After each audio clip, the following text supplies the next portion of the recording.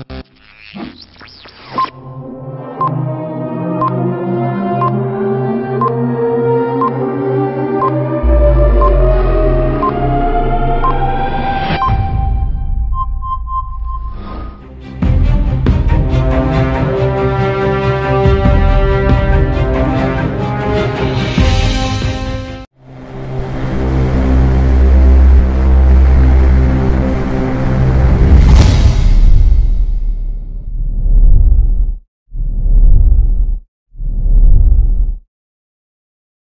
అంత్య దినాలలో అలనాటి పౌలును తలపించే పరలోక మర్మభరిత సందేశాలు 13 సంవత్సరాల చిన్ననాటి నుండి దేవుని స్వాధీనమై ప్రతి విశ్వాసీ బోధకుల స్థాయికి ఎదగాలనే హృదయభారం గల దైవజనులు కిరణ్ పాల్ గారు మనతో దైవ చిత్తం పంచుకోబోతున్నారు.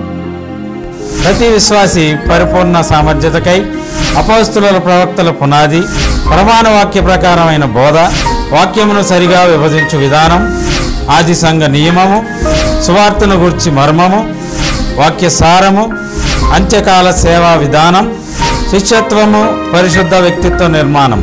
వాక్యం వింటుండగానే స్వస్థత పొందుతూ బోధకుల స్థాయి జ్ఞానంతో నింపబడుతున్నారు.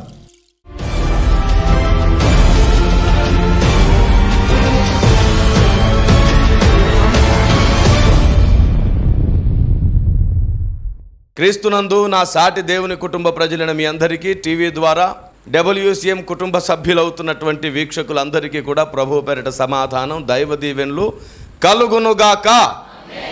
ఆమేన్. ప్రకటన గ్రంథ ధ్యానాల్లో ఉన్నాం. ప్రకటన గ్రంథ ధ్యానంలో 2వ అధ్యాయం మనం ధ్యానించుకుంటున్నాం.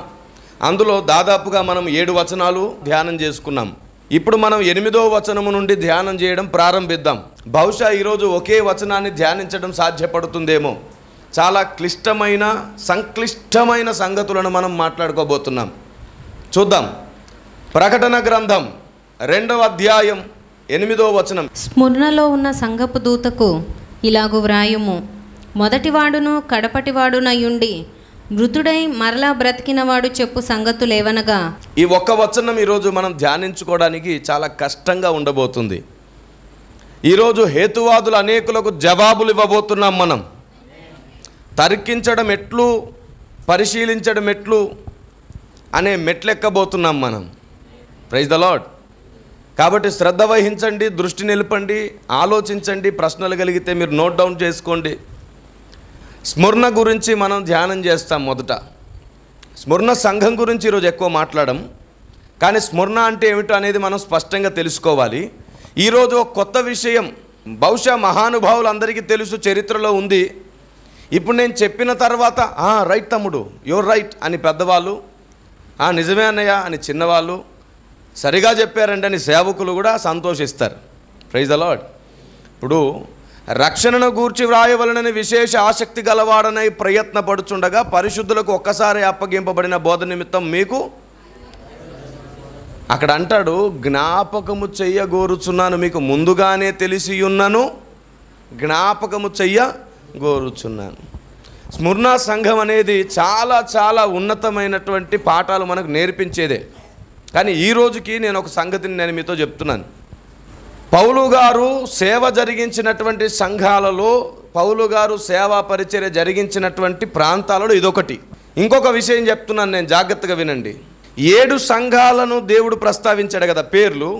ఈ 7 సంఘాలను దేవుడు పేర్లతో సహా ప్రస్తావించడానికి అత్యంత మర్మభరితమైన ప్రథమ కారణం ఇంకొకటి ఉంది. ఏమిటో తెలుసా? ఆ 7 సంఘాలలో పౌలు గారు పరిచర్య చేశారు. మొదటిది. రెండవది, ఆ 7 సంఘాలు పౌలు గారు పుట్టిన దేశంలోనే ఉన్నాయి. మూడవది, ఆ 7 సంఘాల్లో పౌలు గారు వేసిన పునాదులు ఉన్నాయి. Praise the lord. ఇక ముందు కలగబోయే సంఘములన్నిటికీ 3 కారణాలు చాలు. పౌలు గారు సేవ చేసిన ప్రథమమైన ప్రాంతములు, పౌలు గారు అక్కడే జన్మించిన ప్రాంతము, ఏమండి, తర్వాత పౌలు గారు వేసిన పునాదులు.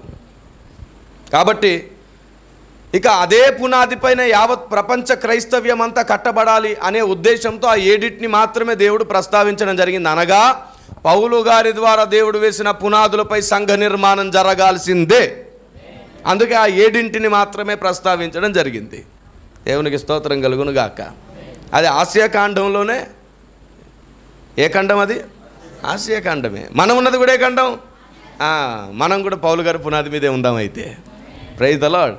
కాబట్టి ఈ ఒక్క మాట మీకు చాలా ఆలోచనలను కలగజేస్తుంది. ఏమండి? అవును, పౌలు గారు పుట్టిన దేశం ఏమిటి? ఏ దేశంలో పుట్టాడు? ఆసియా ఖండంలోనే అందరూ పుట్టారు. యేసుప్రభు కూడా పుట్టాడు లేండి. ఆయన పుట్టిన దేశం ఏమిటి? టర్కీ దేశం. ఏ దేశం అది? టర్కీ దేశం. ఈ సంఘాలన్నీ అక్కడే ఉన్నాయి. కానీ ఇప్పుడు మనం దుఃఖించి బాధపడవలసిన విషయం ఏంటంటే టర్కీ దేశంలో ఇప్పుడు క్రైస్తవులు 10,000 మందిలో ఒక్కరే ఉన్నారంట.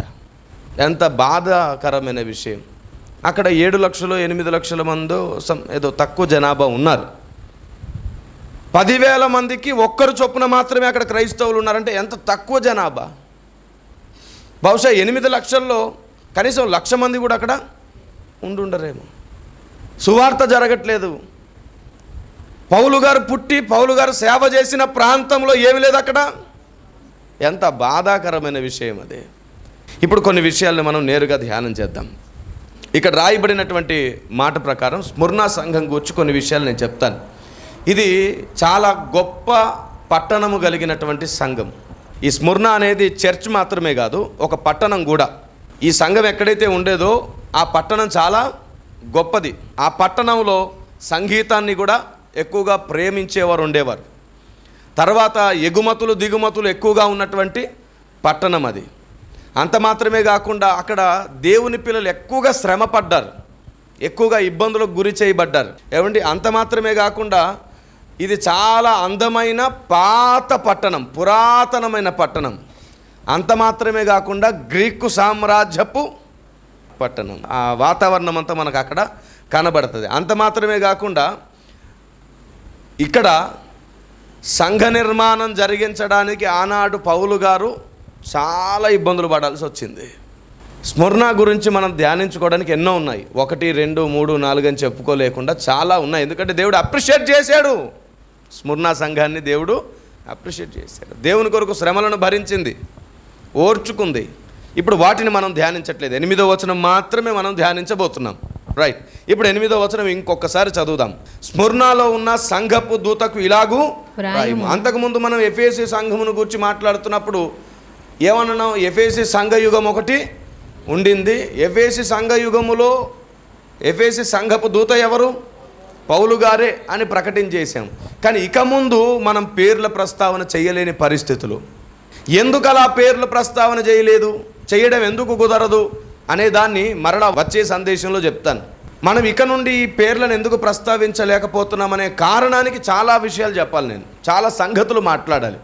కాబట్టి నెక్స్ట్ మరలా మనం 9, 10 వచనాలు ధ్యానించుకునేటప్పుడు చెప్తాను. ఈ రోజుకి మాత్రం 8వ వచనం మాత్రమే ధ్యానిస్తున్నాం కాబట్టి కాల పరిధిని బట్టి కొన్ని విషయాలు దాటివేస్తున్నాను, గమనించండి. స్ముర్నాలో ఉన్న సంఘపు దూత, ఆ దూతను గురించి తర్వాత మాట్లాడతాను. ఈలాగు వ్రాయుము, మొదటివాడును కడపటివాడునయుండి మృతుడై మరలా బ్రతికినవాడు చెప్పు సంగతులేవనగా. రైట్. ఇక్కడ ఈ విషయాన్ని గమనించండి. మొదటివాడు, కడపటివాడు. ఎవరి మొదటివాడు, కడపటివాడు అని దాని గురించి ఆలోచన చేద్దాం. అక్కడ మాట అన్నాడు. ఏమనన్నాడు? మృతుడై మరలా బ్రతికినవాడు చెప్పు సంగతులేవనగా. ఎందుకు? పునరుద్ధానుడైన వాడు చెప్పిన సంగతులు అంటే అయిపోయేది. చనిపోయి బ్రతికిన వాడు చెప్పిన సంగతులు అని చెప్తున్నాడు. అవును, ఈయన ఎవరు? ఖచ్చితంగా నజరేయుడైన యేసు. ఈయన చనిపోయి బ్రతికిన తర్వాత చెప్పే సంగతులు వేరు, ఆయన అంతకుముందు బ్రతికి ఉన్నప్పుడు చెప్పిన సంగతులు వేరు. ఏమండి? కానీ బ్రతికి ఉన్నప్పుడు ఏం చెప్పాడో దాన్ని ఆనుకునే కంటిన్యూషన్గా ఈ ప్రకటన గ్రంథం అంతా చెప్పాడు. బ్రతికున్నప్పుడు చెప్పలేదు ఇవన్నీ. బ్రతికున్నప్పుడు చెప్పిన సంగతులు వేరు. ఏమండి? అయితే బూరలను గూర్చి, ముద్రలను గూర్చి, అంత్య అబద్ధ క్రీస్తును గూర్చి అలా కొన్ని విషయాలు చెప్పాడు. వాటిని ఆనుకొని మరలా కొన్ని విషయాలు కంటిన్యూ చేయాల్సి వచ్చింది ఇక్కడ ప్రకటన గ్రంథంలో. రైట్. ఇప్పుడు ఈ సంగతులు ఎవరు చెప్తున్నారు చూడండి ఒకసారి మీరందరూ. ప్రకటన గ్రంథము 1వ అధ్యాయము 18వ వచనం. నేను మొదటివాడను కడపటివాడను జీవించువాడను మృతుడనైతిని గాని ఇదిగో యుగయుగములు సజీవుడనై ఉన్నాను. ఇప్పుడు చెప్పండి, ఇక్కడ చెప్పిన మాట ఇక్కడ రాయబడింది కాబట్టి ఇక్కడ చెప్పిన వాడే ఇక్కడ చెప్తున్నాడు. 8వ వచనం కూడా చూడండి. అల్ఫయు ఒమేగయు నేనే, అల్ఫయు ఒమేగయు నేనే, వర్తమాన భూత భవిష్యత్ కాలములలో ఉండువాడను నేనే. రైట్. అంటే చనిపోయి తిరిగి లేచిన వాడును నేనే అని చెప్పుకున్నవాడు 18వ వచనంలో కనబడ్డాడు. ఆ 18వ వచనంలో మృతుడై బ్రతికి అనడానికి ముందేమన్నాడు? మొదటి వాడను అంటే అర్థం ఏమిటి? ఆల్ఫా. అదే 8వ వచనంలో స్థిరపరచబడింది. 22:13 చూడండి. నేనే అల్ఫాయు ఒమేగయు, మొదటి వాడను కడపటి వాడను, ఆదియు అంతమునై ఉన్నాను. రైట్. ఇప్పుడు ఈ సంగతులన్నీ మనకి 8వ వచనంలో కనబడతాయి. మొదటి వాడను కడపటి వాడను, మృతుడై తిని బ్రతికి తిని. దేవునికి స్తోత్రం కలుగును గాక. రైట్.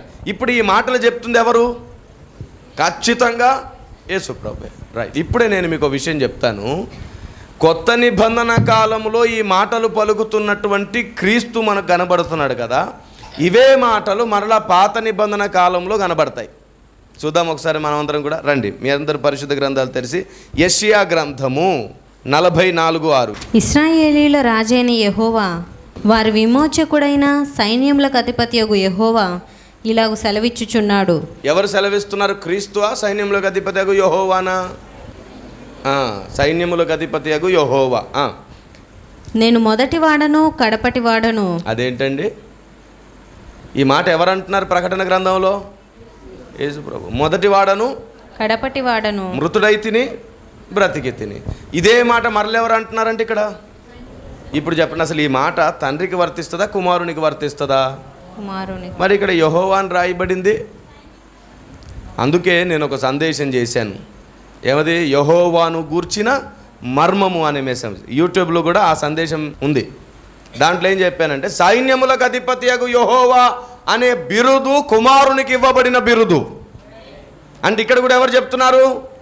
కుమారుడే. అంటే కుమారుడు మొదటి నుండే ఉన్నవాడు. అంటే యెహోవా అనే పేరు కలిగి ఆయన కూడా ఉన్నాడన్నమాట. చూడండి ఒకసారి ఆ మాట ఇంకొకసారి. నేను మొదటి వాడను కడపటి వాడను, నేను తప్ప ఏ దేవుడును లేడు. ఇక్కడే కొంచెం వివాదం. మొదటి వాడను కడపటి వాడను, నేను తప్ప వేరే దేవుడు లేడని ఎవరు అంటున్నారు?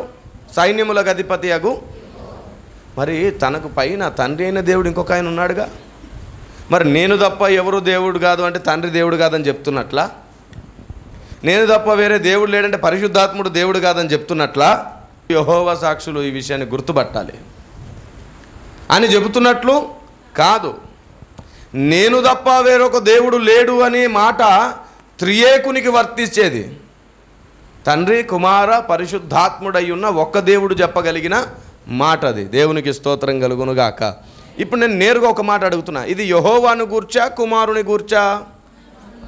ఈ మాట కుమారుడే కదా చెప్తున్నాడు అక్కడ. ఖచ్చితంగా ఇక్కడ కూడా ఎవరు చెప్పారు? కుమారుడే. సైన్యములకు అధిపతి ఏమండి? విశ్వానికి రాజు తండ్రి అయితే తండ్రి రాజ్యంలో ఉన్న సైన్యములకు అధిపతి ఎవరు? కుమారుడు అనే విషయాన్ని మనం చాలా స్పష్టంగా యెహోవాను గూర్చిన మర్మం అనే సందేశంలో చెప్పుకున్నాం. కాబట్టి యెహోవాను గూర్చిన మర్మం అనే సందేశం అందరూ వినండి. టీవీ ద్వారా వింటున్న వారు కూడా ఖచ్చితంగా విని ఒక అభిప్రాయానికి రండి. సో ఇక్కడ మాట్లాడుతున్నది కుమారుడైన దేవుడే. యెషయా గ్రంథము 48:12 చూడండి. యాకోబు, నేను పిలిచిన ఇశ్రాయేలు, నాకు చెవి ఒగ్గి వినుము. నేనే ఆయనను, నేను మొదటి వాడను కడపటి వాడను. నేనే ఆయనను. ఎవరు ఆయన? నేనే ఆయనను, మొదటి వాడను కడపటి వాడను. నా హస్తము భూమి పునాది వేసెను, నా కుడి చెయ్యి ఆకాశ వైశాల్యములను వ్యాపింపజేసెను. నేను వాటిని పిలువగా ఒకటి తప్పకుండా అవన్నీ నిలుచును. ఈ లెక్క ప్రకారంగా సమస్త సృష్టి స్థితిలయ కారకుడుగా ఉన్నవారెవరు? కుమారుడే. సమస్తాన్ని నిర్మించింది ఎవరు? కుమారుడు. ఆకాశమును చేసింది ఎవరు? కుమారుడు. భూమిని చేసింది ఎవరు? కుమారుడు. ఆదామును చేసింది ఎవరు? కుమారుడు. సమస్తము ఆయన వలన, ఆయన ద్వారా, ఆయనను బట్టి కలిగెను. కొలస్సీ 1:16 రాయబడిన మాట. ఆమేన్. కాబట్టి ఇక్కడ కనబడుతున్నటువంటిది తండ్రి అయిన దేవుడా కుమారుడైన దేవుడా? ఫిక్స్. మొదటి వాడను కడపటి వాడను. రైట్. ఇప్పుడు కుమారుడైన దేవుడు సమస్తాన్ని ఎరిగినవాడా కదా? మీరు చెప్పండి, మీకు ఏమనిపిస్తుంది కదా? ఈయన ఏమన్నాడు? మృతుడై. ఇప్పుడు అక్కడికి వద్దాం. ఇప్పుడు ఈ మొదటివాడు కడపటివాడు సమస్తం ఎరిగినవాడు చనిపోయి బ్రతికిన చెప్పే సంగతులు ఒకటి ఉన్నాయంట. ఇప్పుడు ఆ మాటలో ఒక మర్మం ఉన్నది. చూడండి ఏమని రాయబడింది అక్కడ. మృతుడై మరలా బ్రతికిన వాడు చెప్పు సంగతులు. అంటే ఆయన బ్రతుకున్నప్పుడు కొన్ని చెప్పలేని సంగతులు ఉన్నాయన్నమాట. అదేంటండి? ఎందుకని అలా చెప్పలేడు? ఎందుకని అలా చెప్పడం కుదరదు అంటే అదొక నియమం. పంపబడిన వాడు మాటలాడకూడనివి కొన్ని ఉంటాయి. ఆయన భూమి మీద ఉన్నప్పుడు నేను కొన్ని చెప్పవల్లపడదు, చెప్పడం కుదరదు, సాధ్యపడదు అన్నాడు. మృతుడైన తర్వాత, బ్రతికిన తర్వాత, ఆరోహణుడై వెళ్ళిన తర్వాత అప్పుడు చెప్పదగిన కొన్ని సంగతులు ఓపెన్ అయ్యాయి.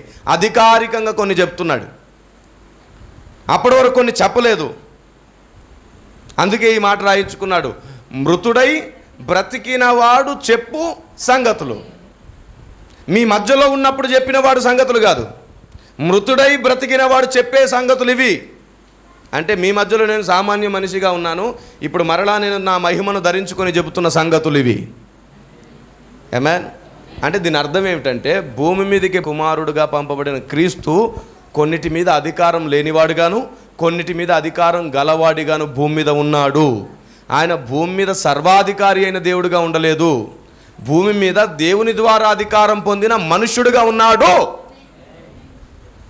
ఆయన భూమి మీద మనిషిగా ఉంటే, ఇదిగో మనిషిలాగా ప్రవర్తిస్తున్నాడు, ఈయన దేవుడు ఏంటండి అని అంటున్నారు ముస్లిం సహోదరులు కొందరు. నేను చెప్తున్నది ఏమిటంటే, దైవత్వాన్ని అక్కడ విడిచిపెట్టి, మహిమనంతా అక్కడ విడిచిపెట్టి, రిక్తుడై సామాన్య మానవుడై భూమి మీదకి వచ్చి అక్కడ విడిచిపెట్టిన మహిమ ఏ అధికారము ఇతనికి ఆపాదిస్తుందో అంతవరకు మాత్రమే ఆ శరీరంలో ఉండి ఆయన పనిచేశాడు. అందుకే అంటాడు కదా, నీవు నా కొరకు ఒక శరీరమును అమర్చి ఉన్నావు. ఆ అమర్చబడిన శరీరములో ఒక బౌండరీ ఉంది కదా. దేవుడు మనుషులకు ఏం వేసి ఉన్నాడంట?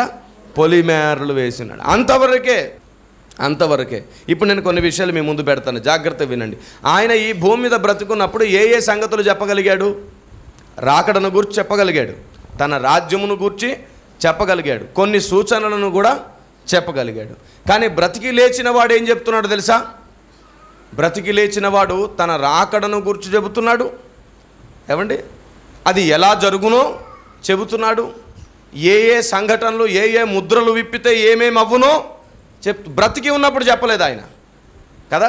చనిపోయి తిరిగి లేచిన తర్వాత ముద్రలు విప్పితే ఏం జరుగునో కూడా చెప్తున్నాడు. బ్రతుకున్నప్పుడు ఇంత స్పష్టంగా చెప్పలేదు. బ్రతుకున్నప్పుడు కొన్ని సంగతులు చెప్పాడు, లేచిన తర్వాత ఇంకొన్ని సంగతులు చెప్పాడు. అయితే ప్రథమంగా ఆయన లేచిన తర్వాత చెప్పే ఇంకొక ప్రథమమైన సంగతి ఏమిటంటే, 1000 ఏండ్ల పరిపాలన గురించి చెప్పాడు, నూతన యెరూషలేము గురించి కూడా చెప్పాడు. Praise the Lord. ఆమేన్.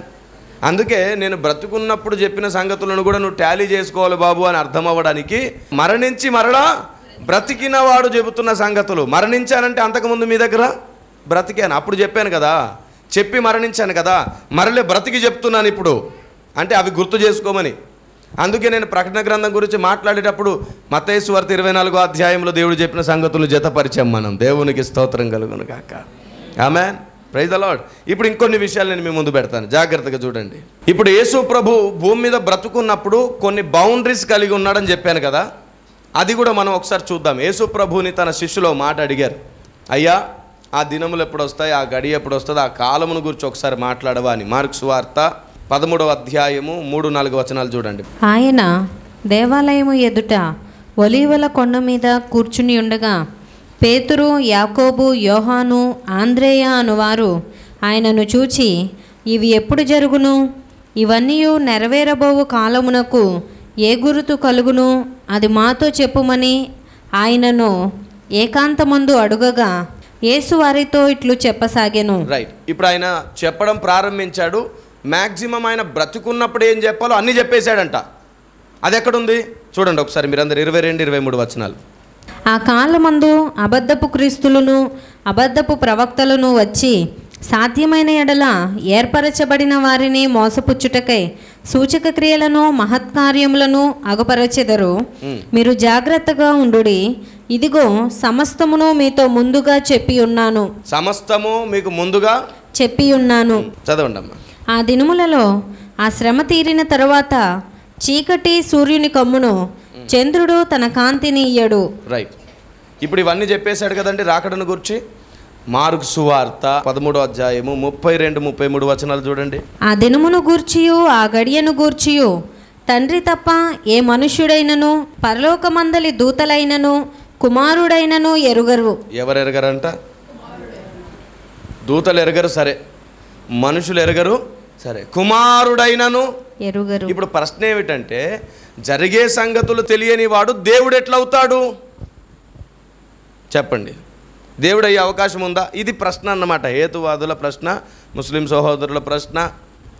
జరిగేవి తెలిసిన వాడు, సర్వమెరిగిన వాడే దేవుడు. నిజమే బాబు, సర్వమెరిగిన వాడు దేవుడే. ఆయన మానవ రూపిగా ఉన్నప్పుడు ఏమేం చెప్పాలో అన్నీ చెప్పేశాడంట. కానీ ఇక్కడ ఆ దినమైనను ఆ గడియ అయినను అంటాడు. సూచనల గురించి అన్నీ చెప్పేశాడు, కానీ దినమును గూర్చి గడియను గూర్చి కుమారుడైనను ఎరుగడు అని ఎందుకు చెప్పాడంటే, మానవ మాత్రుడై ఉన్నప్పుడు తాను చెప్పకూడని విషయం అది. మరలా రిపీట్ చేస్తున్నాను, వినండి. మానవ మాత్రుడై ఉన్నప్పుడు తాను చెప్పకూడని విషయం అది. తనకు అధికారము లేదు. తెలియదు అనే మాటకు అర్థం ఏమిటి అంటే, పూర్తిగా తెలియదని కాదు. తెలియకపోతే ఆయన దేవుడు ఎలా అవుతాడు? బాబు ఇప్పుడు నాకు తెలియదు అని ఎందుకు చెప్పుకుంటున్నాడంటే, ఆయన మనుషుడిగా ఉన్నాడు ఆ నిమిషానికి. మనుషునికి అది తెలియని అవసరం లేదు. ఆ గడియ తెలియక్కర్లేదు, ఆ దినం సూచనలు తెలిస్తే చాలు. ఆయన ఎప్పుడొస్తాడో గ్రహించగలిగిన అంచనా ఉంటే చాలు మనుషుడికి. దినము గడియ తెలియనక్కర్లేదు. ఎందుకు తెలియకూడదు? అది మరలా వచ్చే వారం తప్పక మాట్లాడతాను. ఎందుకు తెలియకూడదు అనే మర్మం మనం ఈసారి మాట్లాడుకుందాం. Praise the lord. ప్రభువే దాన్ని మనకు తేట తెల్లం చేయునుగాక. ఆమేన్. ప్రార్థన చేసుకుందాం. దయగలిగిన మా ప్రభువా, నీకు మహిమ కలుగునుగాక. ప్రకటన గ్రంథం 2వ అధ్యాయం 8వ వచనాన్ని మీరు చాలా స్పష్టంగా, చాలా ఉన్నతంగా వివరించారు. మేము గ్రహించగలిగేటట్లు కూడా మీరు చేశారు. అందును బట్టి నీకు వందనాలు. ఈ సంగతులను మరలా మరలా విని మేము జీర్ణించుకుందుము గాక. మాతో ఉండండి, మమ్మల్ని నడిపించండి, మా పక్షమై నిలుచుండండి ప్రభువా. మమ్మల్ని మేము నీ చేతికి అప్పగించుకుంటున్నాం. మేమందరం కూడా ఆ వచనమును గురించి ఇంకా అనేక ప్రశ్నలకు అనేక జవాబులు తెలుసుకుందుము గాక. ముస్లిం సహోదరులు, హేతువాదులు వీటి విషయమై శ్రద్ధ వహించి యథార్థవంతులై నేర్చుకుందురుగాక. ఇంకా వారు అడిగే ప్రశ్నలు మిగిలి ఉన్నాయి ప్రభా, వాటికి జవాబు చెప్పడం కూడా మీరే మా నోట పెట్టి మాట్లాడించండి. మీరు గెలవండి, గెలిపించండి, సాధించండి. జయించిన వారిని నీతో కూడా నీ సింహాసనమందు కూర్చుండని నిత్తునన్నావు. శోధన జయించుటకు, వాక్యము మాలో నెరవేరుటకు, మా స్వబుద్ధిని జయించుటకు మమ్మల్ని మేము నీ అధికారానికి అప్పగించుకుంటున్నాం. సహాయం చేయమని యేసు నామంలో ప్రార్థన చేస్తున్నాం తండ్రి. Amen, amen. May God bless you. దేవుడు మీ అందరికీ తోడై ఉండును గాక. ఇప్పుడు ఎప్పుడు ఎల్లప్పుడు సత్యమే గెలుస్తుంది. సర్వ సత్యమేవ జయతే. ఆమెన్, ఆమెన్. God bless you. క్రీస్తునందు నా సాటి దేవుని కుటుంబ ప్రజలారా, ప్రభు పేరిట మీ అందరికీ సమాధానం కలుగును గాక. ఇప్పుడు మీ అందరికీ శుభవార్త. గుడివాడ బేతవోల్ వాటర్ ట్యాంక్ పక్క వీధిలో ఉన్నటువంటి WCM చర్చ్లో మీ అందరి కోసం ఉదయకాలపు ఆరాధన ప్రారంభించడం జరిగింది. ప్రతి ఆదివారం ఉదయం 7 గంటల నుంచి 9 గంటల వరకు మొదటి ఆరాధన, ఉదయం 9:30 నుండి 12:30 గంటల వరకు రెండవ ఆరాధన, సాయంత్రం 6 గంటల నుండి 8:30 గంటల వరకు తమిర్షి గ్రామంలో మూడవ ఆరాధన జరుగుతుంది. అద్భుతమైన స్తుతి ఆరాధన, వాక్య ధ్యానము, ప్రభు శరీరము రక్తము తిని త్రాగే అనుభవంలోనికి, దేవుని నియమంలో సాగిపోయే అద్భుతమైన ఘట్టంలోనికి మిమ్మల్ని ఆహ్వానిస్తున్నాను. అత్యంత త్వరలో మా హిందీ ఆరాధన, ఇంగ్లీష్ ఆరాధనలు కూడా ప్రారంభించబడబోతున్నాయి. ప్రార్థన చేయండి, పాల్గొనండి. వాక్యం లేక ఇబ్బంది పడుతున్న వారులారా, ఏ మందిరానికి వెళ్ళలేక ఇబ్బంది పడుతున్న వారులారా, మీకు స్వాగతం. దేవుడు మీ అందరికీ తోడై ఉండును గాక. God bless you.